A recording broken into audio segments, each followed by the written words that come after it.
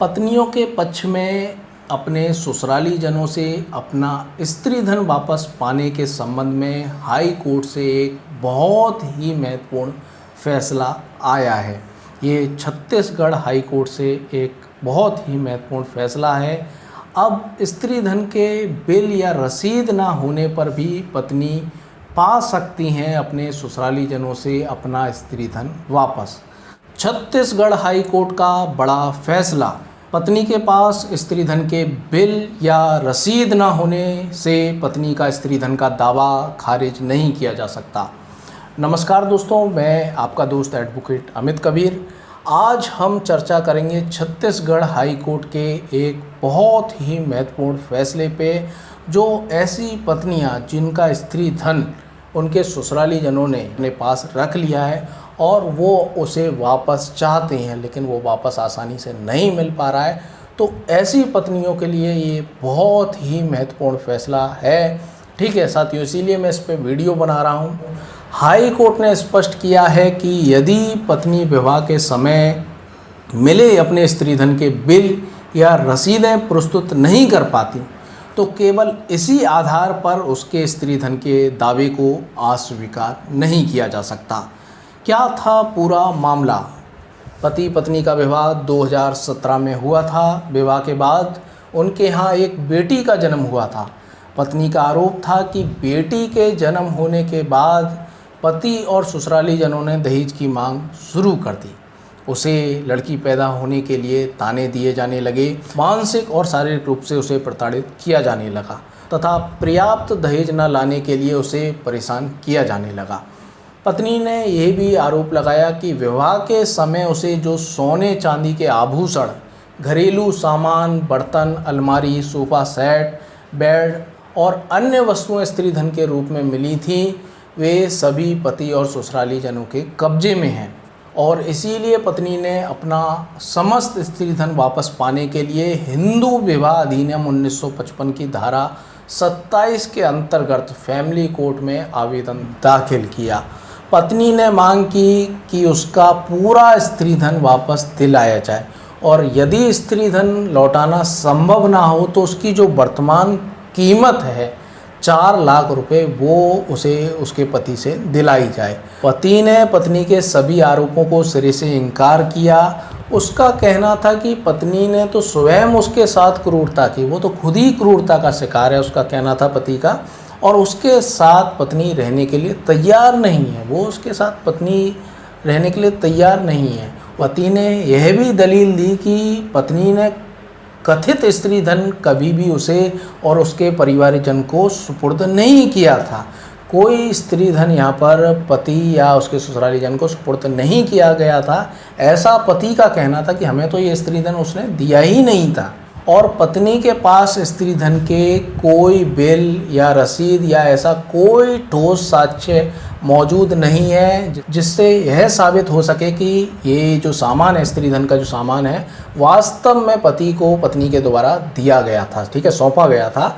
पति ने आगे कहा कि पत्नी को घर की अलमारी तक पहुंच थी, ठीक है, वो अलमारी खोल सकती थी, जो सामान है उसको यूज़ कर सकती थी और उसने विवाह में हुए कुछ खर्चों और देनदारियों का भी भुगतान किया था। और उसने फैमिली कोर्ट से प्रेयर की कि पत्नी का ये आवेदन पत्र खारिज होना चाहिए क्योंकि ये पूरा बिल्कुल झूठा है, मनगढ़ंत तथ्यों के आधार पर है।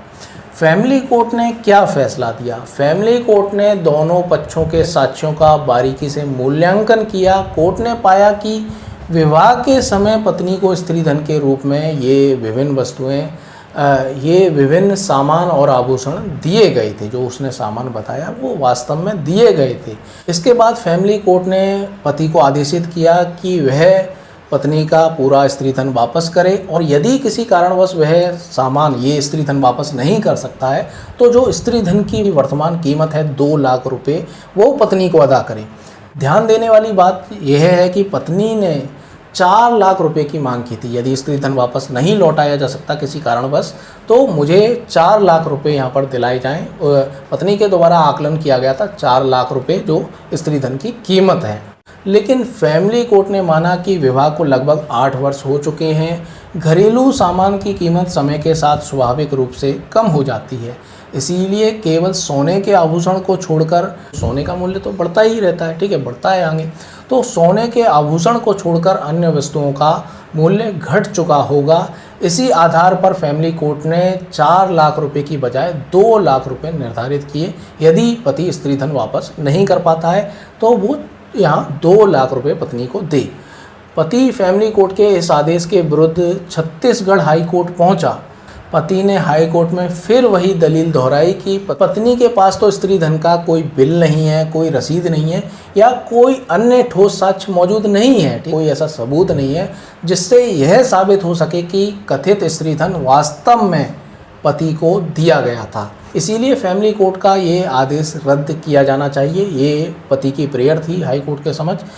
पत्नी के काउंसिल की ओर से हाई कोर्ट में तर्क दिया गया कि फैमिली कोर्ट के समझ कभी भी स्पष्ट रूप से पति के द्वारा ये इनकार नहीं किया गया था कि उसे विवाह के समय कोई स्त्री धन नहीं मिला, ठीक है। तो पति ने यहाँ पर जो ट्रायल कोर्ट थी, फैमिली कोर्ट थी, उसके समक्ष यहाँ जब साक्ष्य प्रस्तुत कर रहा था, वो WS उसने प्रस्तुत किया, तो उसने स्पेसिफिक इस चीज़ का डिनाइल नहीं किया था कि पत्नी को कोई स्त्री धन नहीं दिया गया था, ऐसा उसने नहीं कहा, ठीक है। ये बहुत महत्वपूर्ण तर्क प्रस्तुत किया गया था पत्नी के काउंसिल की ओर से।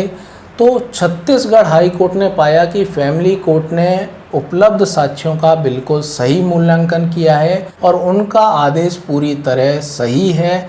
पत्नी ने फैमिली कोर्ट के समक्ष अपने बयानों में स्पष्ट रूप से कहा था कि विवाह के समय मिले सभी आभूषण और घरेलू सामान पति के कब्जे में हैं और उसके बिल एवं रसीदें भी उन्हीं के पास सुरक्षित हैं। हाई कोर्ट ने कहा कि पति की यह दलील स्वीकार नहीं की जा सकती कि केवल बिल या रसीदें प्रस्तुत ना करने के कारण पत्नी का स्त्री धन का दावा असफल हो जाए। कोर्ट ने कहा कि भारत में सामान्यतः विवाह के बाद स्त्री धन से संबंधित बिल और रसीदें ससुराल वालों के पास ही रहती हैं। ऐसी स्थिति में केवल इस आधार पर कि पत्नी बिल प्रस्तुत नहीं कर पाई, ठीक है, कोई रसीद प्रस्तुत नहीं कर पाई, यह नहीं माना जा सकता कि उसे विवाह के समय कोई स्त्री धन मिला ही नहीं था। हाई कोर्ट ने आगे कहा कि यह एक सामान्य सामाजिक प्रथा है कि विवाह के समय दुल्हन को घरेलू सामान, सोने चांदी के आभूषण, बर्तन तथा अन्य आवश्यक वस्तुएं स्त्री धन के रूप में दी जाती हैं। यदि पत्नी लगातार यह कह रही है कि ये वस्तुएं विवाह के दौरान उसे दी गई थी और उसके दस्तावेज ससुराली जनों के पास हैं, तो केवल बिलों की अनुपस्थिति उसके दावे को समाप्त करने का आधार नहीं बन सकती, स्त्री धन के दावे को समाप्त करने का आधार नहीं बन सकती। फैमिली कोर्ट ने तथ्य और परिस्थितियों का सावधानीपूर्वक मूल्यांकन करने के बाद यह आदेश पारित किया है। इसमें किसी भी प्रकार की कानूनी त्रुटि नहीं है, इसीलिए पति की अपील खारिज कर दी गई और फैमिली कोर्ट का आदेश बरकरार रखा गया। अर्थात पति को पत्नी का स्त्री धन वापस करना होगा और यदि किसी कारणवश वो ये नहीं कर सकता है तो उसे पत्नी को जो वर्तमान कीमत है स्त्री धन की 2 लाख रुपए, वो उसे पत्नी को अदा करने होंगे। तो साथियों, केवल बिल या रसीदें, स्त्री धन की केवल बिल या रसीदें ना होने से पत्नी का स्त्री धन का दावा स्वयं ही समाप्त नहीं हो जाता।